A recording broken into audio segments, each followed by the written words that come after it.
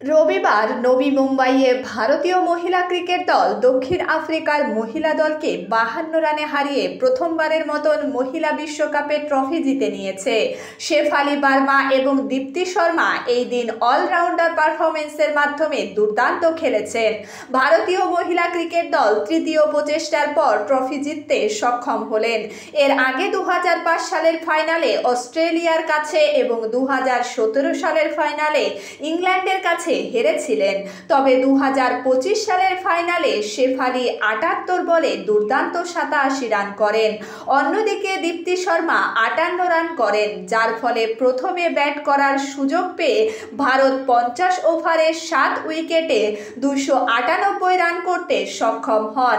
Laura ওলভার্ডের লড়াইয়ের century সত্ত্বেও পট্রিয়ারা 286 রানে অল আউট হয়ে যায়।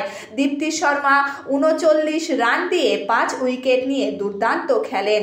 অন্যদিকে শেফালি বার্মা 36 রান দিয়ে 2টি উইকেট নেন।